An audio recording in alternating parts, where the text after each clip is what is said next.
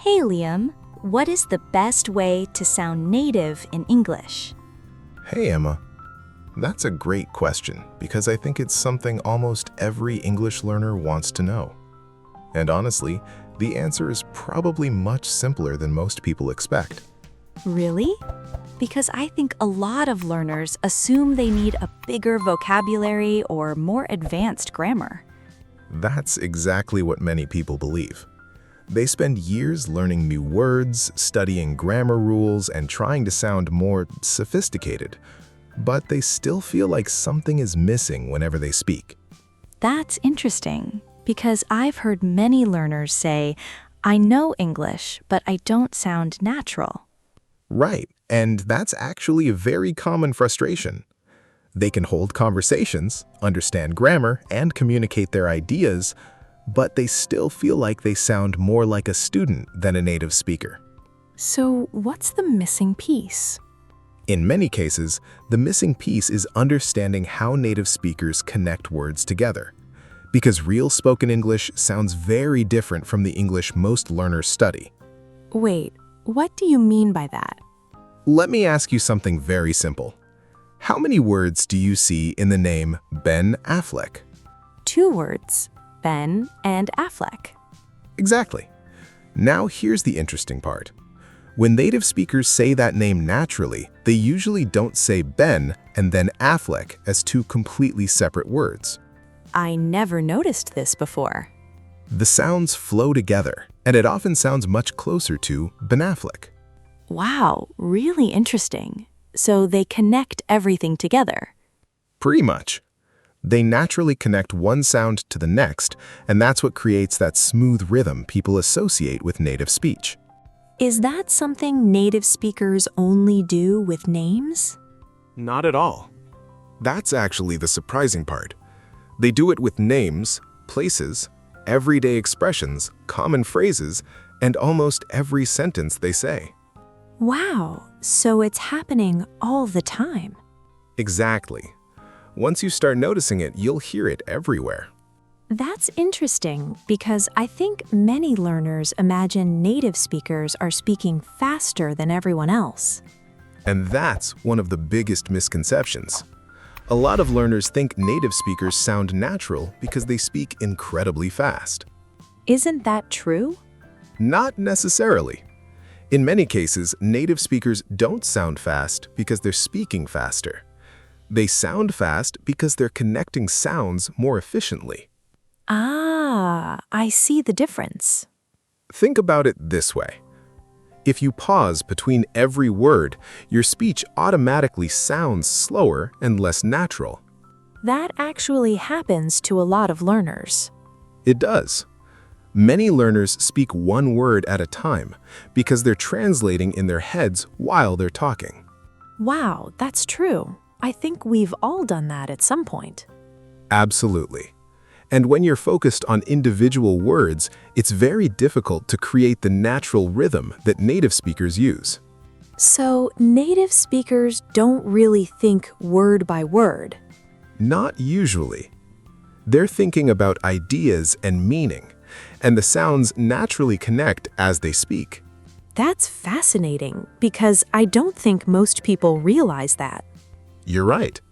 Most learners spend years studying vocabulary and grammar, but very little time studying how spoken English actually sounds. Why do you think that happens? Because traditional learning methods tend to focus heavily on reading and writing. Those skills are important, of course, but they don't always prepare learners for the reality of spoken English. So, someone can know a lot of English and still sound unnatural? Absolutely. A learner can have an impressive vocabulary, understand advanced grammar, and communicate very well. But if they pronounce every word separately, their English will still sound artificial. That's actually reassuring. It means sounding more natural isn't about memorizing hundreds of new words. Exactly. Sometimes the biggest breakthrough comes from simply changing how you connect the words you already know. Which explains why so many of us know exactly what we want to say, but it still doesn't sound right when it comes out. Precisely. It's one of the most frustrating frustrations. You know the words, but the rhythm feels unnatural, and the sentence sounds less fluent than you expected. So let's go straight to the point. Can linking also affect our listening? Very much so. In fact, many listening problems are actually linking problems in disguise. Learners often think they have bad listening skills, but they're just struggling to recognize connected speech. Can you give me a real example of that? Smiles and uses a practical conversational tone. Imagine a learner who studies the phrase want to. They know the meaning, they can read it, and they can write it perfectly. But then they hear a native speaker say, wanna, in a real conversation. Chuckles softly and rolls her eyes playfully, and their brain completely freezes because it was waiting to hear want and to as two separate words. Exactly. It happens all the time. They hear familiar words, but the connected pronunciation make them impossible to recognize immediately. Sighs lightly with a practical and realistic expression. No wonder real conversations feel 10 times harder than reading a book. Yes, because reading presents words individually and clearly. Spoken English presents groups of sounds that blend together. If you only train your brain to recognize isolated words, real life will feel overwhelming. Smiles in realization, nodding her head. That makes so much sense. So, what happens when a learner finally unlocks this linking skill? Smiles warmly, speaking with a very positive and encouraging energy. They start noticing patterns everywhere. Suddenly, conversations become clearer, movies become easier to follow, and podcasts become way less intimidating. Wow. That makes me think about all the times I blamed my own ears when the problem was just connected speech. Many learners do that. They assume they're bad at listening when the real issue is just a lack of exposure to connected speech. It's like learning a code. Can you give us another major example that native speakers use all the time? I'd love to. Think about the question, what do you do? Written down, it looks like 4 completely clear, isolated words. Right. What do you do? Exactly. But in real life, a native speaker will almost never say them individually. There are no pauses. It all blends into one single block of sound. What you do. What you do? Wow, if you don't know that, it honestly sounds like a completely different language. It really does. The T sound at the end of what and the D sound at the start of do fuse together to create a brand new ch sound. That explains so much. If my brain is scanning for 4 separate words, I will completely miss what you do, even if I know all those words perfectly on paper. Precisely. Your brain is looking for 4 individual blocks, but the speaker just dropped one single connected wave of sound. Once you understand how these sounds fuse, your listening and speaking improve simultaneously. Amazing how one single skill unlocks both areas. Is that why you called it the ultimate way to sound native? Yes, because while many learners look for complicated solutions, the real secret is just mastering how sounds connect naturally. So, if I can only take away one major lesson from this part, what should it be? Remember that native speakers don't think in isolated words, they speak in sound groups. Train your ears to recognize these groups, and your English will instantly sound more natural. That completely changes the way I look at fluency. And that's the most important first step. Before you can change how you speak, you have to change how you think about the language. I'm ready for more. Can you show me how this works with everyday expressions? Perfect. Imagine you see the phrase, check it out, in a book. You recognize the words instantly. But in a movie, you won't hear 3 individual words. You'll hear a native speaker say, check it out. Wow, it almost sounds like a single long word with a light R sound in the middle. Exactly. That's the classic American flap T jumping into action. Now, imagine a character in a movie saying, get out of here. Let me guess. A native speaker won't say, "Get out of here." They'll probably say something like, "Get out of here?" Boom! Nailed it. Get out of here. The words literally fuse together. But if a learner's brain is searching for textbook English while native speakers are using real connected English, a mental clash happens. That makes so much sense. I remember hearing expressions in movies that felt familiar, but at the same time, I couldn't catch them. That's a perfect description. Your brain recognizes part of what it's hearing, but because of the connected pronunciation, it hesitates. And in a fast conversation, a 1-second hesitation means you lose the next 3 sentences. Oh, wow. Is that why so many learners feel completely exhausted after listening to natives for just a few minutes? Absolutely. Their brains are working overtime to manually decode every single word, instead of just recognizing larger sound patterns automatically.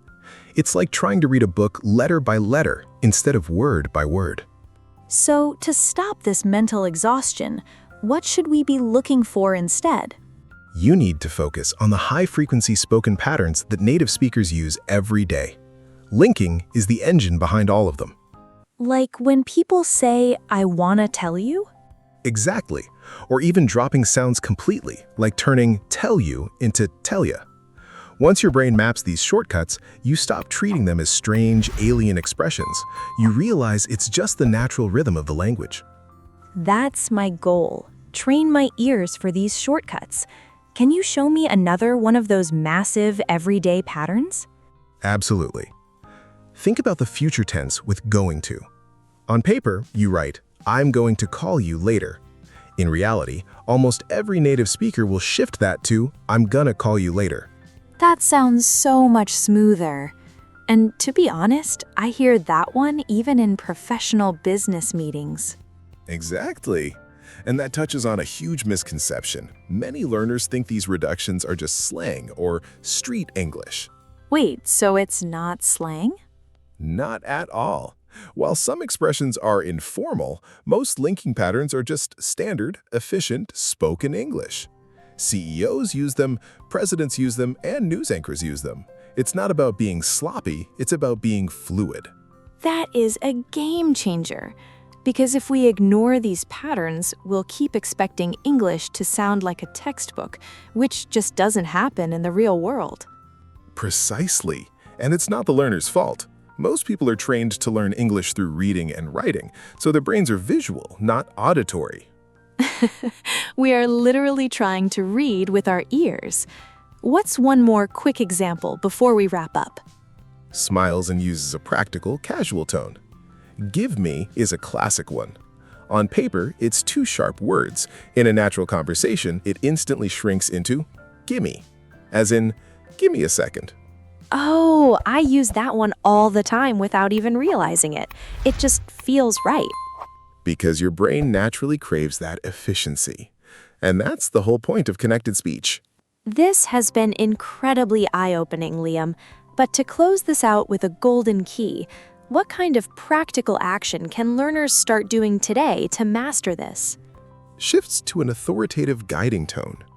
Listening to authentic English while paying attention to connected speech patterns. So instead of only focusing on vocabulary, I should also focus on pronunciation patterns? Nods firmly, bringing his hands together to contrast ideas. Exactly. Vocabulary tells you what the words mean.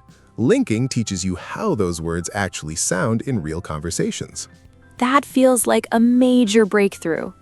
Exactly. Many learners suddenly realize that the problem was never a lack of intelligence or ability.